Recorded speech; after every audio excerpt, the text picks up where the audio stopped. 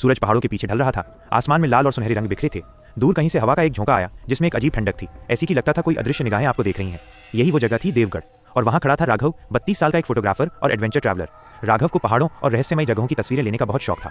गांव वालों ने उसे एक जगह के बारे में बताया, काल गुफा, एक ऐसी जगह जहां कोई भी गया फिर कभी वापस नहीं लौटा। लोग कहते थे वहां संतों की आत्माएं रहती हैं जिन्हें सदियों पहले जिंदा दफना दिया गया था। राघव ने हंसते हुए कहा, भूत प्रेत जैसी बातें सिर्फ कहानियों में होती हैं।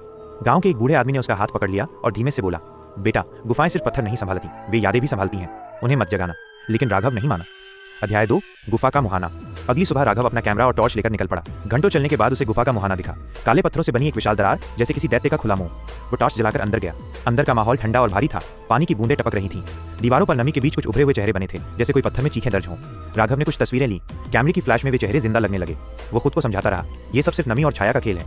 पर तभी उसे पीछे से किसी के चलने की आवाज आई। वह पलटा, कोई नहीं था। अध्याय 3, पहला फुसफुसाना। कौन है वहां? उसने जोर से कहा। जवाब में सिर्फ उसकी अपनी आवाज गूंजी। कौन है वहां? वो मुस्कुराने की कोशिश करता है पर उसके होंठ कांपते हैं। फिर अचानक उसे कुछ सुनाई देता है, एक हल्की ठंडी आवाज, राघव। वो सिहर उठा। किसने पुकारा मेरा नाम? पर वहां कोई नहीं था, सिर्फ अंधेरा और दीवारों से आती धीमी फुसफुसाहटें। अध्याय 4, हड्डियों का रास्ता। गुफा में अब वो और अंदर चला गया। नीचे कुछ चरमराया। उसने झुककर देखा, एक इंसानी हड्डी। वो घबरा गया लेकिन फिर भी आगे बढ़ता रहा। टॉर्च की रोशनी अचानक टिमटिमाई और दीवार पर एक चमकता हुआ हाथ का निशान उभर आया, जैसे किसी ने अंदर से दीवार को छुआ हो। राघव ने पीछे मुड़कर देखा। गुफा का रास्ता गायब हो चुका था। वो अब फंस चुका था। अध्याय 5, साया। अंधेरा अब और गहरा हो गया था। वो टॉर्च लेकर आगे बढ़ा ही था कि अचानक कुछ उसके सिर के ऊपर से गुजरा, एक लंबा साया, बिना सिर का दीवार पर रेंगता हुआ। राघव ने डर से टॉर्च ऊपर की, साया अब छत पर था, मानो जिंदा हो। वो कांपते हुए बोला, तुम कौन हो? और तभी एक आवाज आई, तू क्यों आया हमारी नींद तोड़ने? टॉर्च गिर गई, रोशनी बुझ गई। अब सिर्फ उसकी हाँफने की आवाज थी और चारों ओर फुसफुसाहटें। अध्याय 6, आत्माओं का कुआं। राघव लड़खड़ाते हुए आगे बढ़ा और एक विशाल गुफा में पहुंचा। बीच में एक गहरा काला गड्ढा था जिसमें से नीली रोशनी निकल रही थी। वह झांककर देखने लगा।